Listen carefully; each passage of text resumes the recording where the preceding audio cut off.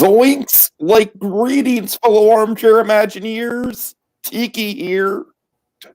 And Blue Dragon 5. And Jacob Wild 2. You guys were smart to not do the voice.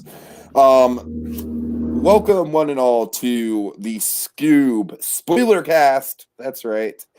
We're all in lockdown. We can't go to the movies. So instead, everyone just kind of sprang for the $20 to watch Scoob, or at least I did, and shared my Amazon account with y'all. So you're welcome. I downloaded mine separately. Ah, well, good man, Jacob. Good man. I actually did that before you offered. Ah, I see. I hear you. Anyways, folks, so here's the dealio here. Dragon, you're actually in a position of power, my friend. You don't want to know why? I'm all aflutter. Why?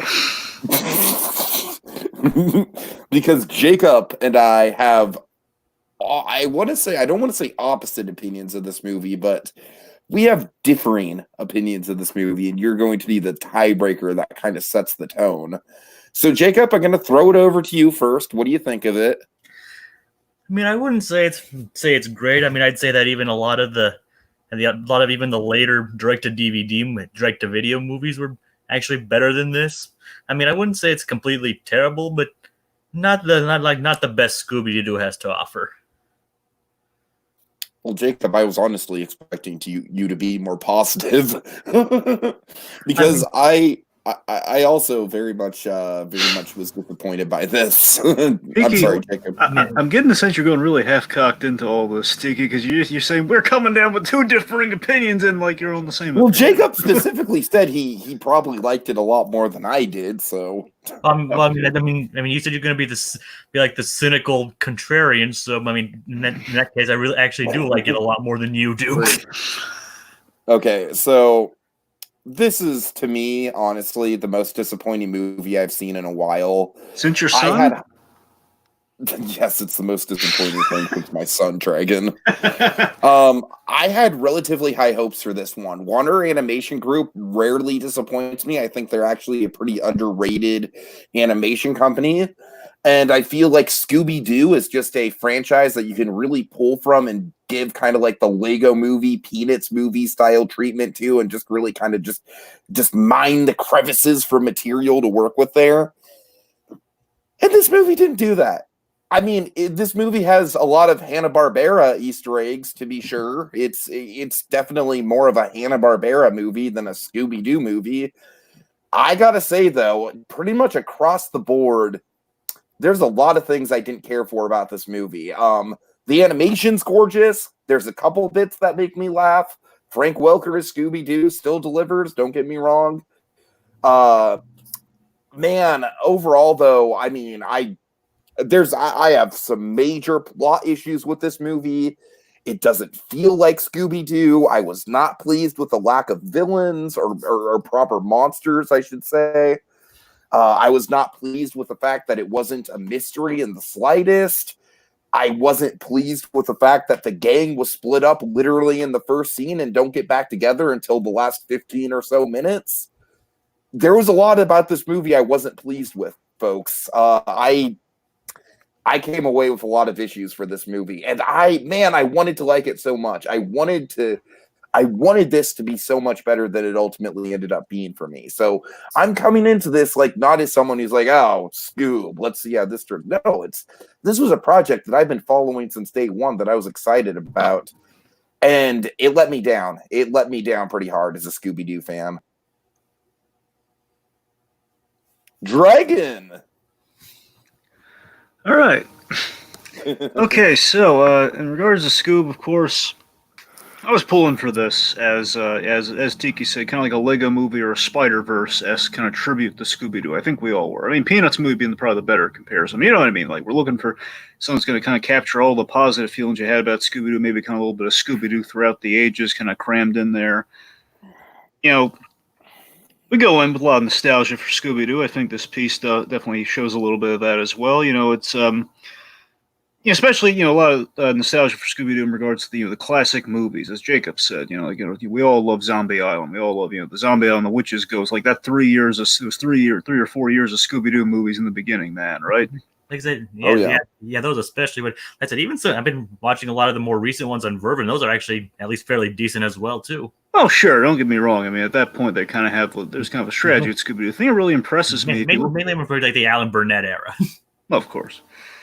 So I mean, nothing but quality from Alan Burnett. Seriously, I love the man. Anyway, sorry, getting me all Burnett tripped up here. Anyway, so the funny thing with Scooby Doo, looking at the original movies, is that they really were cranking them out year after year, very impressively. If you think about it, you had in '98 you had Zombie Island, '99 Witch's Ghost, 2000 Alien, 2001 Cyber Chase, then 2002 we get dicey with the live action movie. But you see my point, though. It's like year after year there was a Scooby Doo entry, and anywho, not to mention Legend of the Vampire soon afterwards. Well, sure, that's what I'm saying. It keeps going, but yeah. And I'll still admit that the 2 live actions are still somewhat guilty pleasures of mine. Sure. I still need to watch Monsters Unleashed. Yeah, you do, Tiki. You really do. I've heard really good things about it. There are some. It's fun at the very. There's some fun things. It's like you can tell James Gunn definitely has a reverence for the material. Yeah. Uh-huh. As it actually feels more like an actual Scooby Doo movie than this one does. Oh, okay. Anyway, what I'm saying is, I think I speak for a lot of us here. We have nostalgia for the classic movies, for the shows, like your Pup Named Scooby Doo's, your Scooby Doo Where Are You's, the new adventures of Scooby Doo, more the whole crossover appeal. I mean, a lot of things I love about Scooby Doo kind of built in there. Last crossover I saw, the Batman Brave and the Bold crossover with Scooby Doo. I thought that was fantastic, and some of the recent series like Mystery Inc., which you can now watch on Netflix, which is fantastic. I love that show. Anyway, speaking of which, Guess Who is also pretty good too. Even has an episode featuring Batman. That it does. So, anyway, so this with Kevin Conroy nonetheless too. Yes. I don't think as good as the Batman Brave and the Bold one, but still pretty fun. Anywho, so this point being, this film, it took. Anyway, so I think. I was looking forward to this, but yeah, at the end of the day, the film, I think it's kind of this odd curse that the Scooby-Doo movies seem to have, like just the good ones can't go theatrical, it seems, like the animated Scooby-Doos just can't seem to make it theatrical, as this one was about to go theatrical, and of course all this craziness breaks out, so he gets the home release, like we're so close. And I got to admit, maybe to its betterment that it wasn't released in theaters. This film, to me, it's a mixed bag, man. I'm really on the fence on this one. There's a lot of good ideas. There's a lot of charm. I'm not the cynical asshole in this. But again, look, there's some good ideas. There's some charm. But as Tiki said, story's just not there. The story really isn't there, and the story works against itself in a lot of places. That's the thing I just can't give it a pass for. If I was having a good enough time, I'd be able to give it a pass. But we're kind of robbing ourselves of some kind of classic Scooby-Doo hallmarks, which kind of drains the overall experience. That's kind of where I'm at. I wish I loved it more, and I was really going in just like, what, this could be, the peanuts for the Scooby-Doo, the Lego movie for the Scooby-Doo. It could be a lot of fun. Just wasn't enough to cross the finish line of kind of the wacky racers of it all, so to speak. Speaking of wacky races, its villain was actually the best part of this movie. Yeah, that was kind of my point, yeah. Yeah, would you agree to that, Dragon, that Dick Dastardly is like the strongest element? I love Dick Dastardly in this movie. It's don't get me wrong. He's like a great part of this movie, but he's not even initially a Scooby-Doo villain. I know, which is crazy. So I guess speaking to that a little bit here, I mean, of course, the thing that we kind of have two movies here, don't we? We have a Scooby-Doo movie, and then we have the main thing it's really getting at, Scooby-Doo as a lead-in for a Hanna-Barbera cinematic universe, right? I really just go ahead, Jacob. That's technically part of where its issues lies. It's like it's so bent on creating, establishing the interconnection of the Hanna-Barbera verse that it's like it doesn't find its own identity as a Scooby-Doo movie first and foremost. And I feel the best parts of the movie are in the Hanna-Barbera Cinematic Universe movie, but again, it's like we need Scooby-Doo as the lead-in, but still, it's like it overshadows the original story and robs, again, it's not like a broke record here, it's just robbing the original hallmarks. As Tiki said, no mystery, which is kind of a problem when you guys drive around in a mystery machine. And I mean, even the tagline is misleading, mystery loves company. There's no... Yeah. Not to mention, like I said, this lineup doesn't actually get together until the last 15 minutes of the damn movie. That's the biggest problem. We not only did we just split up the mystery game, we then devised the division here. So we have. Can we talk about how? I'm sorry, I want to circle back to the opening soon, but I feel like it'd be almost burying the Lead. lead if we didn't talk about how stupid and convoluted the way that the gang gets broken up is. Yeah, well, yes, and okay. Let me kind of try to light a candle here before we blow it out here, if I may. Okay. Briefly. Okay, so again, my favorite, the thing I wanted going into the movie that I kind of got, but only in a very skeletal sense, was again like the nods to classic Scooby Doo. Of course, we're gonna get to the intro, but after that, we're kind of homaging errors in Scooby Doo. Like again, we do have kind of the guest star era of Scooby Doo, kind of I think it was the new Scooby Doo Adventures. Is that what we call it when we had like the The new Globetrotter? Scooby Doo movies. Dude, I know. I know because it wasn't really movies. So that's what always throws me off about that. The point being, but yes, the new Scooby Doo movies. That we kind of have that with the Simon Cowell of it. Also, in that regard, I appreciate that, and I appreciate. Okay, so we had the Pup Name era, we have kind of the classic era, and then we have a little bit like kind of a little sampling of each. Can I just say that the whole movie probably would have been better if they just focused on the pup in the pup named era? Yeah, I agree. And we would have gotten red herring dragons. No, Spoiler alert, there's no red herring. I told you there was not going to be a red herring. I hope there was, though. Again, with the pup name thing, I really hope we were gonna get some red. What is it, Jones? I mean, you're right, Dragon. I'm sure that's what they were going for with the Simon Cowell of it all. I just didn't like that it was literally the way that we broke up the gang. Like, literally the first time we see the gang as adults, it's like Simon Cowell comes in, says Scooby and Shaggy are like, out of date or whatever. They're expendable, whatever the hell he says. And then, bam, literally Scooby and Shaggy leave that table and we don't see them with the rest of the gang until the last 15 minutes. And Tiki, that's inexcusable to me. That is inexcusable. It suffers from these fundamental issues like that, Tiki, where, again, robbing ourselves of the mystery, which you can't really have unless the gang's all together, because obviously they all function as part of the mystery aspect. So that's why there's no mystery in the movie, because we split them up. Then we split them up again between Shaggy and Scooby. It's like you might as well just make this a Shaggy and Scooby movie, because frankly, as much as I like Zac Efron as Fred, I think he did a good job. I think that Fred, Daphne, and Velma are pretty much worthless in this movie, to tell you the truth. Like, on a structural plot level. Yeah, I'll be honest. Here's the thing. Zac Efron he's great casting for Fred, and here's the thing. He was good, but I think he was given crap material, and that Fred just kind of Fred was very reductive in the movie. He wasn't the leader at all, because again, he has no gang to split, because they're already split up. That's what I'm saying. I thought he did a good job with the voice, man. No, he did. Out of all the celebrity voices, I could buy him the most as Fred. Like, with Shaggy, every time Shaggy talked, I knew it was Will Forte. Yeah, I feel Matthew Lillard really wanted to be in this movie, too. I know. That's the kicker, man. The sad thing is they didn't even know they were being replaced. Yeah. I know, and of course that's so. Again, look, to touch on the cast for a moment here is to say again, like while I do abdicate, I always abdicate for the animated voice cast. As Will I think Forte, I'm sorry, not Will Forte. I'm sorry. Let's get into the four anyway. So sorry.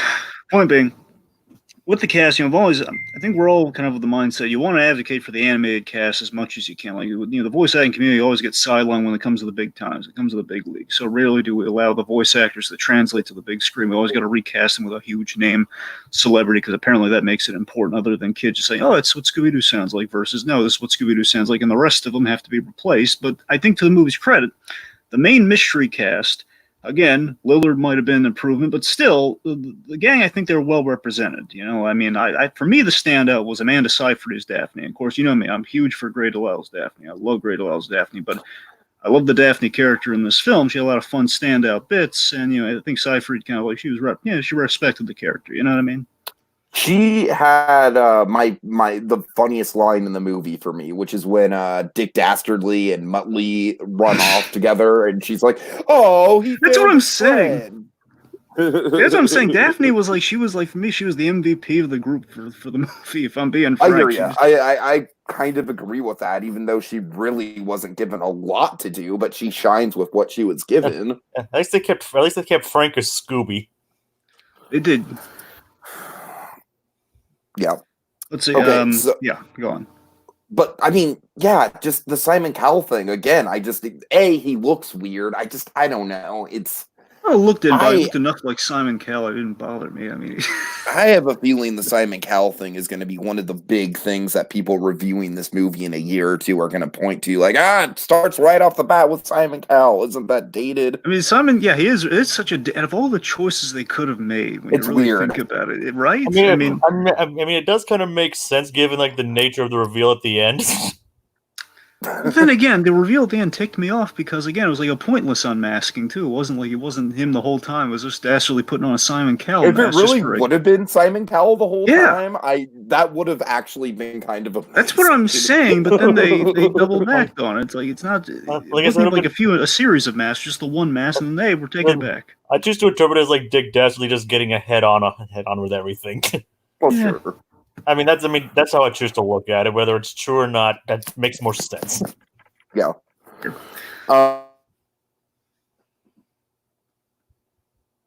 So what's probably the strongest stuff in the movie? I'm sorry, what?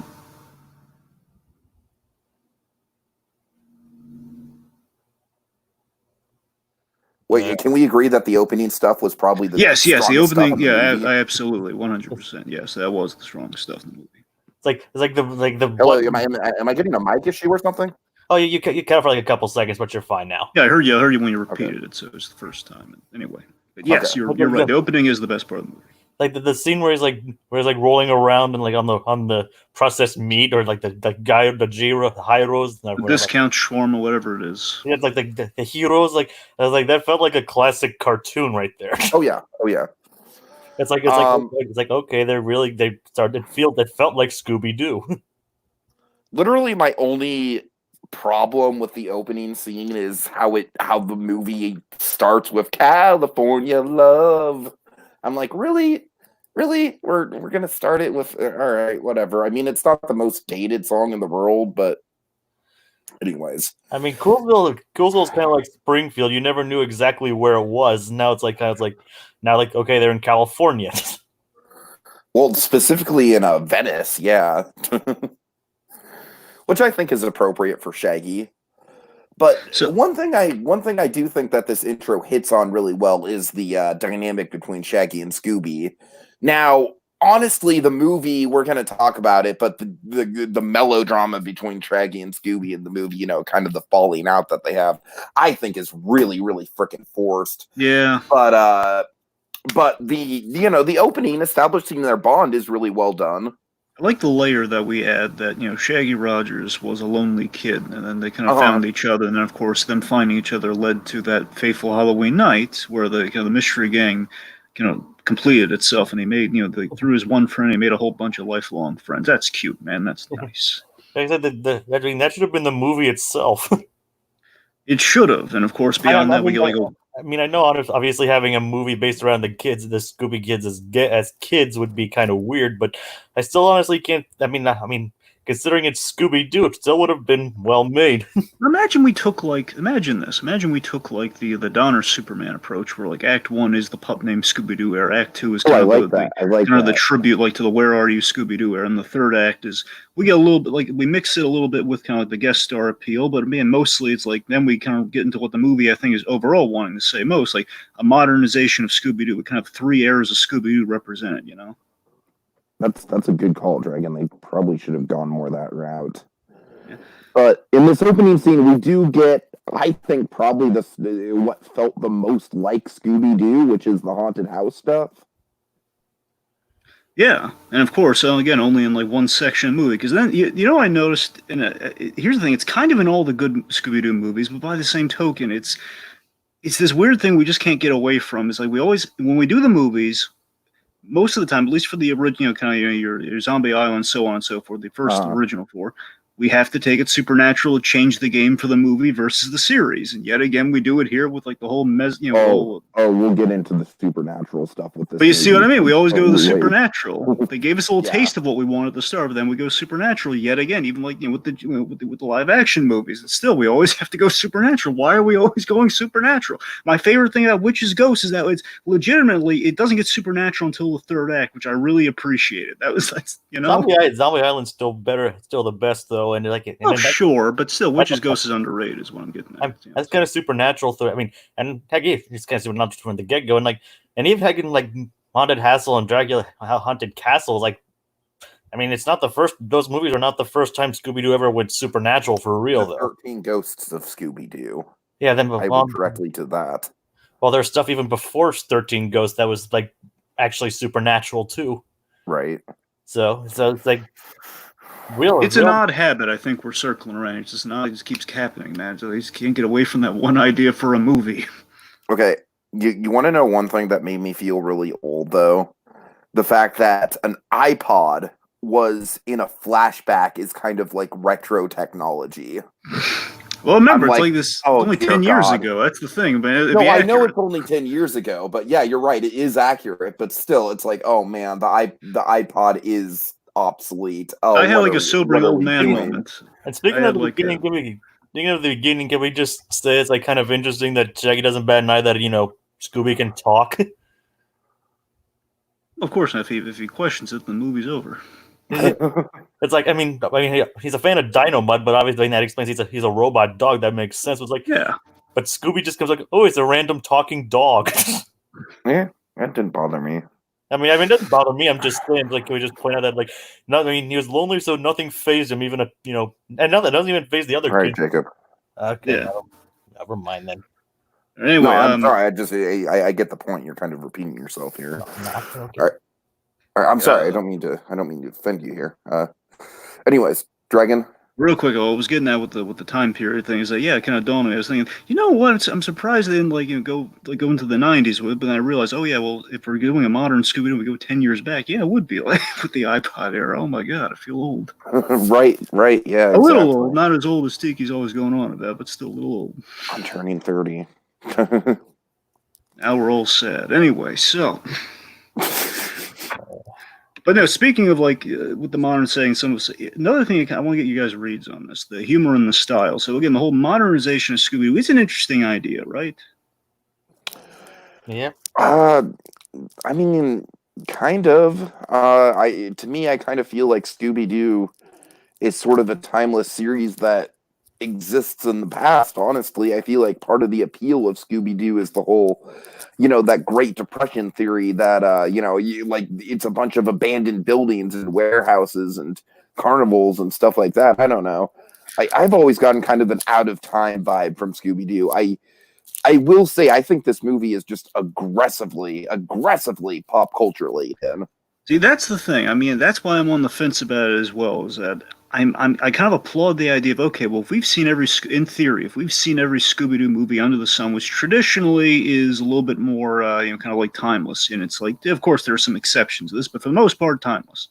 Now, for one time, how do we go against the grain? Okay, well, let's modernize it. Of course, we're trying to get kids in the Scooby-Doo again, which again I think is kind of a self-defeating mission because again they're acting like, well, people have seen the Scooby Gang together. So what's the first thing we do? We break them up. But of course, well, no. If you want to introduce folks to the Scooby Gang, you can't just do an opening. You gotta have them love the gang a little bit more than that. But that's the thing. It's like, okay, so we modernize Scooby-Doo, but of course, I think what we get, unfortunately, there's some really modern age humor that doesn't work in places. Like for example. As much as I love that opening around Halloween, did it weird you guys at the super PC bullying? Yeah.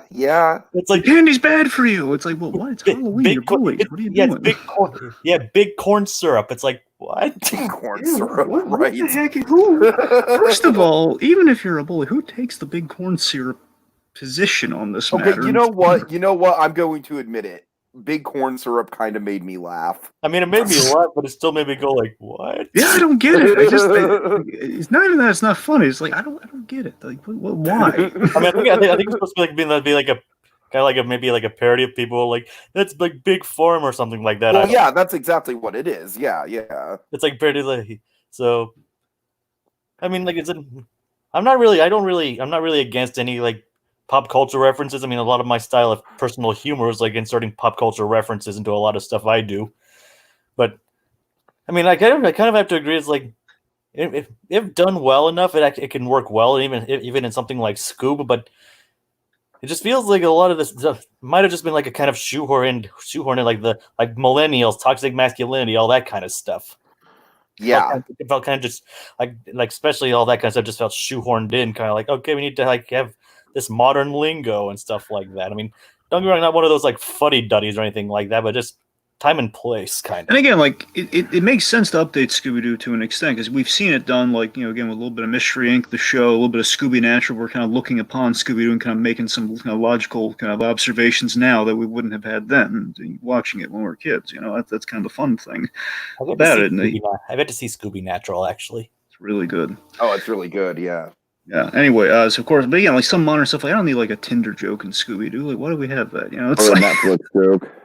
or that's and that one again because Scooby Doo kind of has like a deal with Netflix right now. I think it's like that's what I'm talking about. Like we're on the fence with the humor. Speaking of corporate synergy, one of the things that really bothered me with the pop culture references is that this movie was like desperate to remind us that this was a Warner Brothers property.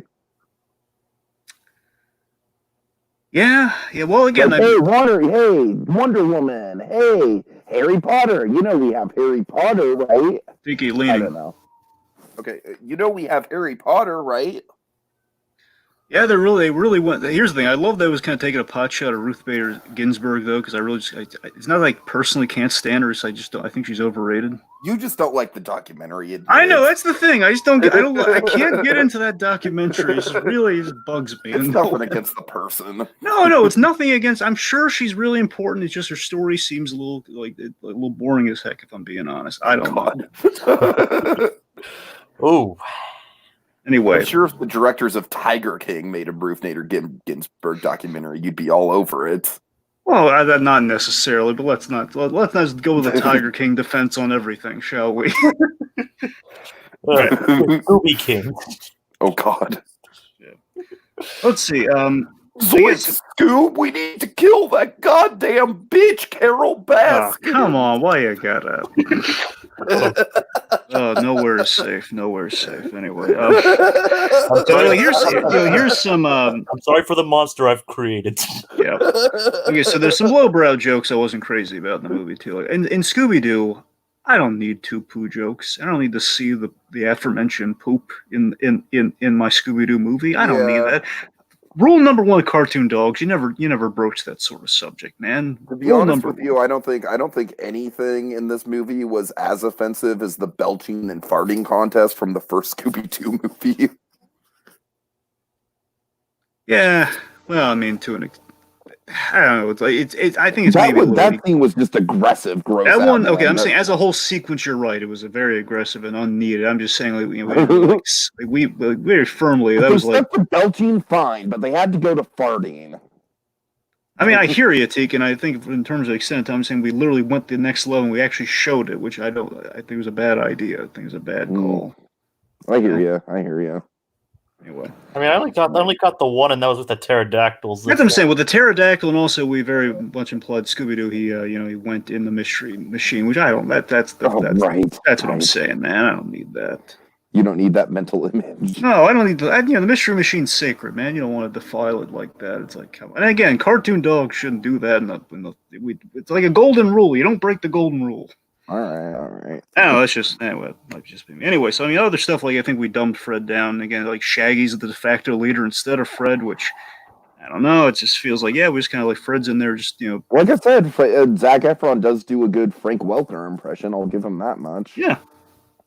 Fred is weird because like with Onward, I saw people saying that the sacrifice of the van in Onward was weak, but man, the sacrifice of the mystery machine in this movie is hella weak, dude. That's what I'm saying. When Onward does of all the van sacrifices you're gonna have, of all the the one that should count, nothing against Onward, the one that should count should be the mystery machine. Let's be honest. Like everything else in the movie, it feels like a rushed afterthought. Yeah.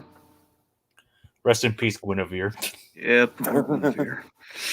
I mean, that's what I'm saying, man. Like, some people are like, oh, they're sacrificing the vehicle again. We've seen this before. But I'm like, well, at least with that, they established the stakes, and it was really, really well built up.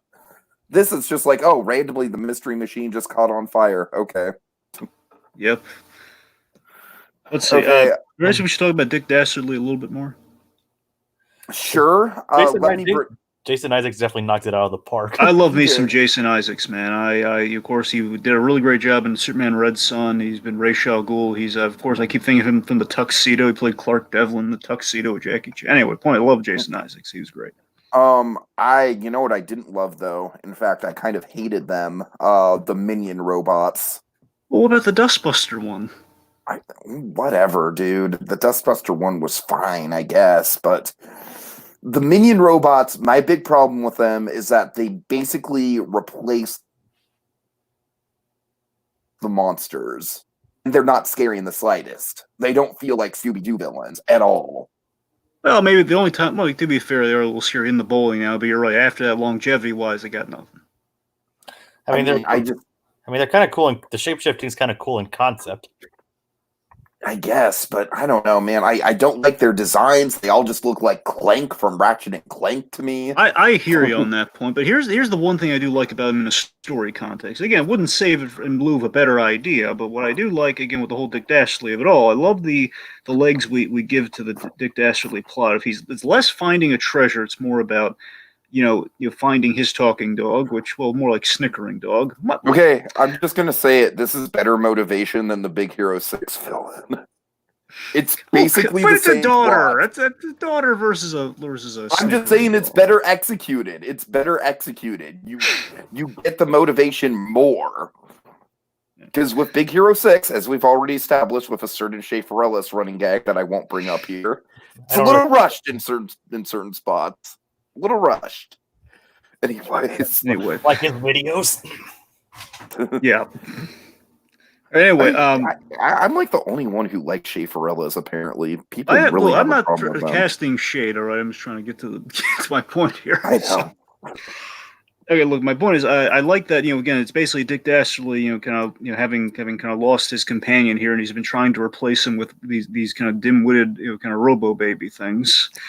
And I just love the fact that they're just not doing the job. And again, like, of course, the drama of it all is, again, what you see, they're just not living up to Muttley. And again, like, it's like he doesn't know how good he had until it was gone, until his dog was taken away from him. And again, I was kind of iffy on the sequence until it really played out. Just the fact that he was just treating Muttley as rotten as he usually does, but he didn't realize, oh God, that's the last time I was going to talk to him. I didn't know that. Mm-hmm. So that was great. And here's a missed opportunity for me. I wish we stressed the parallel within our dog plots. We have 3 dog plots that are.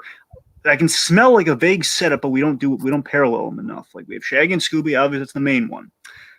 The heart of the movie should be the parallel between those two and Dick Dastardly and Muttley. But again, he and Shaggy only share like one scene in the movie. It's really like he's disguised as Fred, so it doesn't count. God, I will say that's one thing I do like about the film is that they play around with like the cartoon masks and like the cartoon physics and stuff like that. It very much embraces the cartoon of it all, It's like, and not to mention the sound effects. Yeah, the sound effects for sure. Also, while we're going ahead and praising stuff, I'm surprised we didn't bring up that opening song because holy shit, talk about the best thing in the movie. Well, yes, pretty much everything about that sequence was fantastic. Take it all, right. Yeah. My favorite part of the intro song was probably like Fred having a romantic dinner with the Mystery Machine. I do. Yes. I like how that's actually one of the only shots that's not shot by shot too. I'm sorry. That's one of the only shots that's not like a shot by shot in that as well. Yeah, it's like. Yeah, but I like how Dragon mentioned like there's actually like 3 a guy and his dog plots like with Shaggy and Scooby, Blue Falcon and Dynamite and Dastardly and Muttley. Yeah. Mm-hmm. Kind of a great trifecta. It's kind of a missed opportunity, though. I mean, wish we kind of could have said something about it. But speaking of which, Blue Falcon and Dynamite. Maybe we should talk about it. Blue Falcon and Dynamite did not need to be in this movie. I'm just gonna say it. Well, do you mean like the same thing we're circling around here, where it's just like in a Hanna-Barbera movie, maybe they belong, but not in the Scooby Doo movie? Yes. They really could have been in their own movie. Yeah, that's the thing. That's what I'm saying. I love the idea, and they ate up entirely too much screen time. You're right. I wanted to bash my fucking head against the wall when I realized how much screen time we were going to spend in this bland, like J.J. Abrams Apple iPod aesthetic shit. That really fucking pisses me off. It is a little Apple Store-esque, I got to admit, when you really look at it. The chairs were fantastic. It really bothers me how much screen time we spend in there. There were some nice chairs, though. I just want to get that in there. But All right, yes. fine. The chairs are nice. Whatever. It's not Scooby Doo. It's not remotely Scooby Doo. I'm not arguing with you. You're absolutely right. Mr. Q, Keith. Henry Winkler is Keith. Can you believe it? Dynamut, I don't know. Dynamut is a little kind of just a passive aggressive asshole for most of the movie, to tell you the truth. With our casting again, so I feel everyone was pretty much on point. I gotta admit though, Kenny Jong as Dynamut with the sardonic, cynical Dynamut. Yeah, it's when we think Dynamut, we're thinking like the yes sir, that whole thing. We're being the more humble, loyal man's best friend. And again, I want to make clear that Dynamut looked fantastic. The way we animated the whole Robo Dog thing, I think that was great. But again, you're absolutely right. Attitude adjustment would have been warranted. Now, what I really love, what we do here, again, they really won points at me with the whole justifying Mark Wahlberg here. We're okay. It's not Blue Falcon. It's Blue Falcon's son, Ryan, who wants to be a DJ. That's pretty funny. Okay, that's fine. It belongs in its own movie. You're right. Again, you're absolutely right. But I'm saying, just with what we have with the Blue Falcon thing, I will say this. Again, in the Hanna-Barbera universe thing, again, I'm the entirely supposed to be Scooby Doo movie. I like how we foreshadow them with Shaggy and Scooby on Halloween. They're dressing like Blue Falcon and Dynamut. Makes sense, and that's how we build them up as an entity in the world they would recognize. Therefore, we have a crossover into the Hanna-Barbera thing. That makes sense. But again, when you realize, okay, the whole movie's going to be the Hanna-Barbera thing. That's old. It's like not a bad idea for. It's genuinely the thing about this movie that makes me upset, honestly. And that's the thing. It starts with picking Dick Dastardly as your bad guy. There's two things. Okay, one, of course, I got a lot of love for Dick Dastardly because of the whole the fantastic world of Hanna-Barbera ride. So obviously, I was getting a little bit of that in this movie, which I did really like. So, I mean, technically, they could have just kept Dick Dastardly as the villain, dropped out Dynamut and Blue Falcon, it still would have been a good movie. But that's the thing, they're at war with two ideas here. The idea being we want to introduce kids to Scooby-Doo for the first time versus we just want to do a Scooby-Doo crossover movie within a Hanna-Barbera verse. And that's the movie they're doing here, but they're trying to go for that with that opening, and with a really good opening, where they're pitching us a really good Scooby-Doo movie that again gets interrupted with the sequel they want to make. We're living in the sequel versus the first movie. Yeah, this movie kind of should have been the sequel almost. That's exactly. Because it's a good idea to put Scooby-Doo in a Hanna-Barbera movie, just not this way.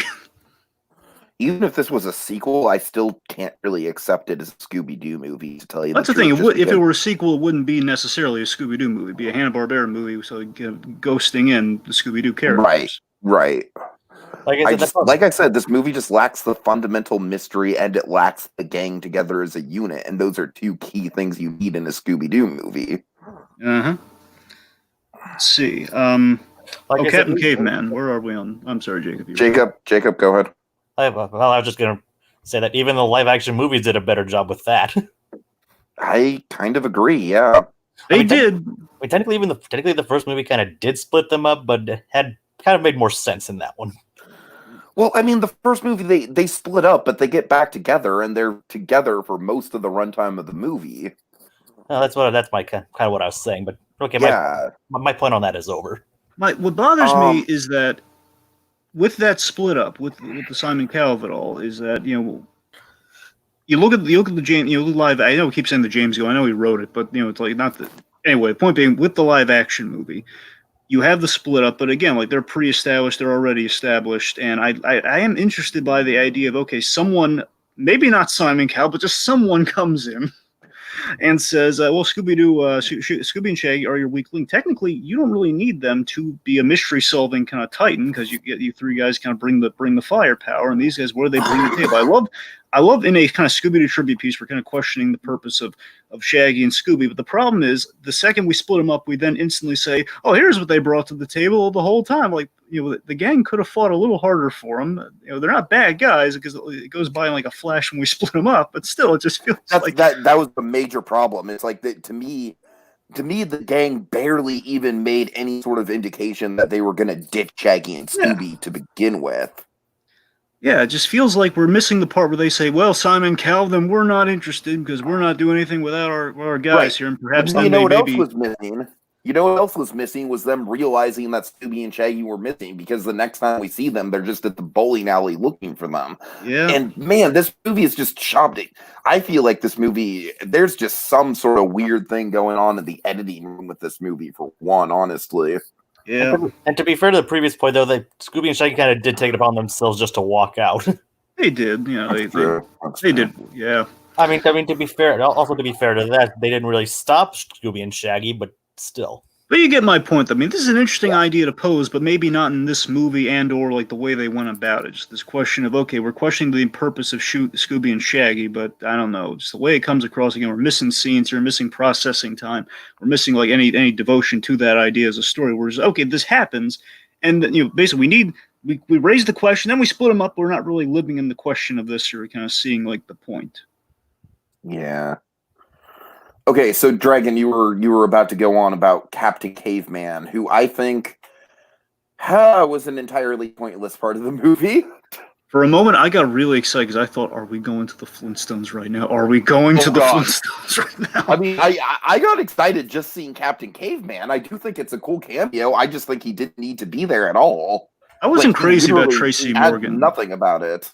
Talk about a completely different take on Captain Caveman. Tracy Morgan was just weird casting. That's what I'm saying. I love the use of Captain. I'm with you, T. I love the use. I don't know. I was like, oh, hopeful for Flintstones. But I thought it's a long shot. It's probably not going to be the Flintstones. We did see pterodactyls. What sense would that make? But then again, we have pterodactyls. So any way you slice it's like it's going to be like an M. Night Shyamalan Village twist where it's like, oh my god, the Flintstones were living in modern times this whole time. Point being, though, so Captain Caveman, the way they use the whole tribunal thing, and also like there's like a Flintstones reference. They have a couple Flintstones. They're Hanna-Barbera references all throughout this movie, which is really cool. Just to give the points there, like the whole giant dog head dinosaur bones thing. They're called slag. At least they call it a slag hoople. That's Wilma's maiden name. Like a lot of slide references like that. Anyway, so they're doing all this, and so Captain Caveman is kind of the protector of this thing, and of course doing like the one of the coolest things with Captain Caveman. They have the club that had all the ridiculous stuff inside, like the giant I guess dino hammer thing, which looked awesome. So that was cool. But again, this Tracy Morgan is like, bear in mind, we're competing against Mel Blanc here, and I know we're kind of like you can't get Mel Blanc again, obviously. But I mean, we have Billy West in there. We have sound-alikes at our disposal. It's like of all the people, Captain Caveman. Yeah. We couldn't even get Nick Nolte for Captain Caveman or somebody. We couldn't just like someone to yell like Captain Caveman. We couldn't. I can't think. It's like we're taking the juice out of Captain Caveman. When he shouts that line, it should be like, oh, you should have a John smile on your face. When it's like Captain Caveman, it's like, well, come on, Tracy. That's not helping. It's like he was even better in Mystery Incorporated. Yeah, that's what I'm saying. Yeah. That was just Jim Cummings just going like, yeah, Captain Caveman. That's the better example. Yes, Jim Cummings, exactly. And that, but again, we're afraid of using the voice actors. Billy West, we got him in there as Muttley because again, who else can do the Mugsley laugh? Yeah. And can I just say that every second that Muttley is on screen is just perfect. Yeah, like every frame of animation for Muttley is just so spun on. I love the flashback. Yeah. It's like I told him not to do it. That's what I'm saying. I love that. But again, in his way, later on we prove this when he gets in there again. He goes past all the treasure into the dog. So you see, even though he coded that flashback memory so hilariously, he did really care. Like after it happened, he did feel remorseful, but in his own twisted, dastardly way. Yeah. All right. Did you want to mention the Cerberus thing, T? Because it sounds like you might have wanted to, like. Yeah. I just think that the whole portal thing, like, the portal was fine. With Cerberus, I don't know. Where did that Cerberus even come from anyway? Well, they somehow. I'm not saying it makes sense, but what they're saying is like when you get the three giant dinosaur skulls together, they reanimate and they bring back the ruins. That's basically the plan. I mean, that itself is pretty cool. That's my point, Dragon. It doesn't make sense. That's my issue with it. The whole thing is just very convoluted. The whole the Scooby Doo's a bloodline for a special mystic dog or something. And then closing the portal also very convoluted. Yeah, I was really ticked off at that. The whole Scooby. We have this really emotional. Here's the thing: the movie is kind of a half measure fest. Me off. here's the thing. In certain respects, like for Muttley, for example, before we saw the flashback, which was hilarious, I think the assumption was, and again, rather poignantly, Muttley died. Which again, something we never entertained with cartoon dogs. Like, well, they are dogs, and dogs technically, after a while. And again, I'm glad we have Muttley. So again, it's not like I'm not bummed out of that half measure, but still, it's like we do this whole epic sacrifice with Shaggy and Scooby and the whole separation there. And don't get me wrong, obviously we can't kill Shaggy. But still, that's the whole time. I was just like, Shaggy's gonna immediately come back. I know, but what sense of a sacrifice does that immediately come back? Like, who designed this magic? What do you know? Shaggy immediately comes back. Like, who designed this stupid portal with a backdoor thing? What's the point of a sacrifice with a backdoor? You know? And what does that have to do with Alexander the Great? I know. Oh, it's such a train wreck, man. I'm saying, the writing really falls off the wheels. Like, again, because they're leaning too heavy into the supernatural. It's don't get me wrong. I think the whole concept is cool, and it could work if it was like focused a bit better. Going into the movie, I tried to avoid the trails, like the third trailer, for example. Again, I didn't see Blue Falcon going into this movie. I saw like the first, like the young, the pup named Scooby Doo eras, but most I got out of the trailers. So going into this, and I learned that Dick Dastardly was the bad guy. I knew that much going into it. And my assumption was, I knew something involved dogs. I didn't know about this whole Cerberus thing. My assumption was, Dick Dastardly is going to want to kidnap all the dogs or something. He's going to want to do something. I don't know. I literally thought he was going to be kidnapping dogs, hence the Scooby-Doo separation, perhaps. That's all I thought going in regards to like what the plan was. I did not expect, Alexander the Great, Cerberus dogs, we're going to try to get Muttley, but I couldn't put together any of that. Yeah, like I said, the Cerberus probably doesn't even. I mean, don't be wrong. I can excuse a lot of the supernatural stuff, but it's just like, how did Alexander the Great deal with Cerberus? I mean, the whole King of Kings thing is one thing, but then isn't that kind of like more Hades and Greek mythology and stuff? Like, how is that? I mean, he was more associated with Rome than Greek. That's what I'm saying. I mean, like, I can excuse it because it's a cartoon, but still. Yeah. But they actually did pull from real. But they pulled from real history because Peridus or whatever his name was an actual dog. Yeah. And now they're just like telling you, Scooby's a descendant of that. It's like, how did they keep records of dogs for that long? It's like, just, I know, like I said, cartoon, but still. All right, guys, I think we've pretty much said everything we need to say about this, really. We've pretty much run the gauntlet of stuff, right? Well, just one last thing. Yes. I guess the end, during the end credits, we did show again more Hanna-Barbera stuff, and again these are some even cooler things I wanted to see in the movie, like Jabberjaw, man, we got freaking Jabberjaw.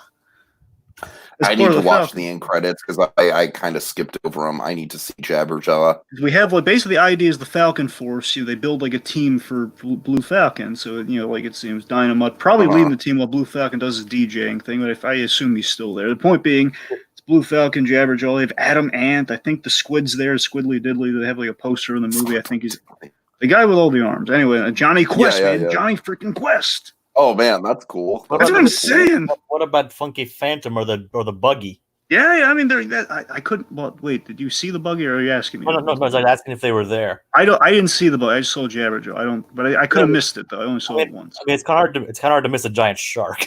That's what I'm saying. You can see. That's what I'm saying. The giant shark was freaking awesome, man. Like, I would like to see him actually in the movie. Yeah. I've never even seen. I feel like Jabberjaw is pretty much the most direct Scooby Doo ripoff that Hanna-Barbera ever made. Wait, remind me, Jabberjaw. Which one was he in? Because I keep thinking of Joe. I know he wasn't in Josie and the Pussycats, but I'm just saying, it's very indicative of he was in his own show. Yeah, the show's actually just called Jabberjaw. Well, who were his sidekicks in that? Just humans like copy and pastes of the Scooby Gang, honestly. That's what I'm saying. You have at least you have 3 or 4 shows that essentially are all, again, it's the recycled Hanna-Barbera method at times. Yeah. Where, again, you have your Scooby Doo, you have your the Buggy, you have your Speed Buggy, you have Jabberjaw, and then you have the Josie and the Pussycats, where again you have an animated character mascot of some variety, and you have just kind of the teen characters that are pale in comparison to Scooby Doo. Rinse and repeat. And not to mention the Funky Phantom, like I said before. Yep, as you said, exactly. All right, so Guys, I think the next step in this cinematic universe is clear. Either we do a Flintstones movie, which would be very cool, Don't tease me, man. or I think the more likely scenario, and I think it would work better given the tone that this movie ultimately took. I think we need a Wacky Racers movie. I think a Wacky Races movie is confirmed down the line. That's cool. That's cool. Because I honestly if this was a Wacky Races movie and they just somehow were able to incorporate a wacky race into it, I would have been way more forgiving about it. I'll be up front. I've never actually seen Wacky Races, but I am aware of Dick and Dastardly and Muttley, obviously. I mean, who isn't? Basically, because of the. But like I said, considering if they can keep Jason Isaacs for the movie, I would love to see that. Yeah. Okay, so that's about it, right, guys? Yeah. Okay, final thoughts. Who wants to go first? Okay, I'll go first. Like, I've been a fan for Scooby pretty much my entire life. He's probably one of the first things I've ever watched. Like, probably for a lot of people. So it's like I've been Scooby Doo's pretty much been a big part of my life, and it's like I was really looking forward to this. But like, I mean, I'd say like it has its fun moments, I'd say it's like at least mediocre at best. Mediocre. Not great. I wouldn't say it's great, but I also wouldn't say it's exactly terrible either. Yeah. Dragon. So again, this is I kind of got what I wanted in that, again, mainly in the start of the movie. And then again, I wanted the tribute to Scooby Doo and the different eras, and also framing it around like a glimpse of the next generation of Scooby Doo. Again, we're circling around a really good Scooby Doo movie, and we're also circling around a really good Hanna-Barbera crossover verse. But again, the two just don't mix at the end of the day. It's again, it kind of makes sense that if we're going to take Scooby into the next generation, or at least kind of a Hanna-Barbera franchise into the next generation, you want to do kind of like an MCU shakeup to it, like what success is these days. And again, I get the logic there, but again, the consistency and the measurement of the mixture was just really off here, and the chemistry is just bad chemistry, man. This is again, we're going into like the what's new of it all with Scooby Doo. The kind of the new Scooby Doo movies of it all more accurately. That's, and I just the problem is just we lean too heavy into they forgot they're doing a Scooby Doo movie versus that Hanna-Barbera movie that happens to be led by the Scooby Gang. Again, I'm walking away from this. Again, there are elements I like about it. I think the movie just overall it's a big missed opportunity that I hope is successful enough that we're going to see more of this, because again, it's really cool to see Hanna-Barbera back in a big way, man.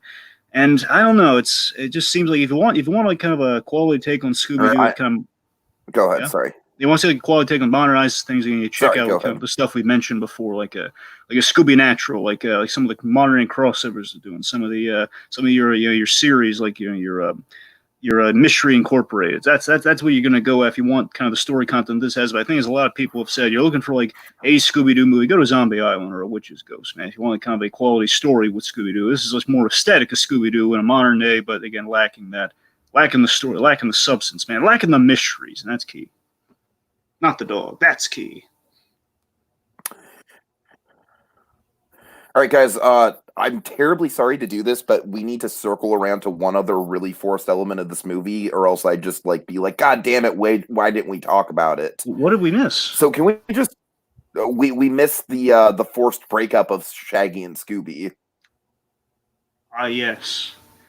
Yeah. Right. I'm sorry, guys. We just have to talk about it for a couple minutes because it's pretty damn forced. You gave the nod. Yeah, I mean, and it's you know what? He did give the nod. I'm on Scooby's side with this one. Yeah, I mean, it isn't. The thing is, Scooby does not do anything wrong, all right? That's what bothers me. Go ahead, Jacob. I mean, I could tell, when he gave the collar to him in the beginning, it's like, I'm never going to take this. I was like, that's going to be a plot point, isn't it? Yeah, it's paint by numbers plotting for sure. I mean, I don't even mind these. I mean, I'm sure they see him a lot, but I don't even mind the forced breakup kind of thing, the third act conflict or whatever, where the friends break up then make up. I mean, I don't mind that at all in these kinds of movies, but at least needs to make sense. to me, it's like it's there literally just to have a third act breakup. It doesn't service the story in any way. It's literally just the screenwriters being like, "Oh shit, we have to write a third act breakup because that's how these movies go." Honestly, I think the movie could have worked better. Like that act could have worked better if Shaggy was there the whole time. I mean, the only reason they broke up with us so he could end up with Dick, disguised as I Fred. agree. Oh, by the way, speaking of Brad Jones put this at the start of his review, and I very much appreciate that. I really enjoy that this movie literally has an elongated. I'm sorry, guys. I'm sorry. Can you hear me? Yeah, now we can hear it. Keep going. Okay, I really enjoy the fact that this movie has you know, a dick joke. Well, technically it's a Rick joke, but yeah. Well, yeah, but you know what I mean. You know what I mean. One wonders how intentional that actually was. I think it was pretty intentional. It's like my friends call me Dick. It's like my friends call me Dick. I think it was pretty intentional. I think that was probably the most PG thing that they got away with in the movie, and I appreciated it. My name is not Rick. Oh, that was fun. Nobody So rarely can I messes pull with that Adam Wee. All right. Okay, so yeah, I'm sorry, guys. Final thoughts from me. This is weak sauce, to tell you the truth. The animation is really on point and good and fluid and cartoony, and I love that. The sound design is on point.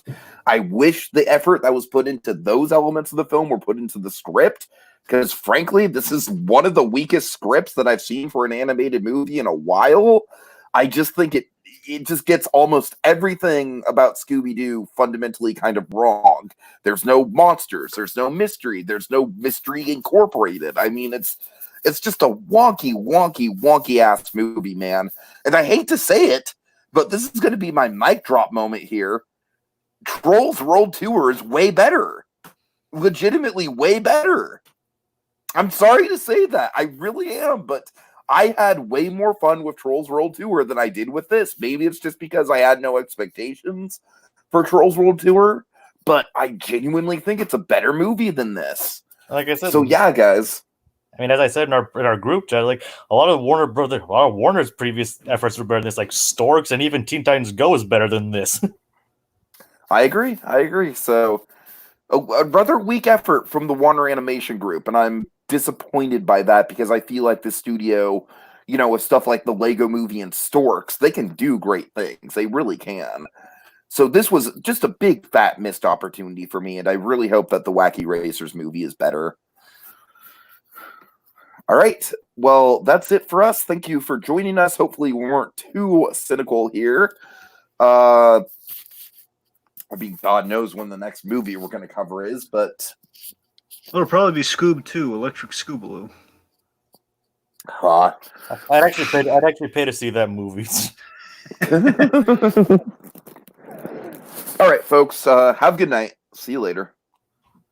Scooby Dooby Doo. My name is Dick. Rick. My name is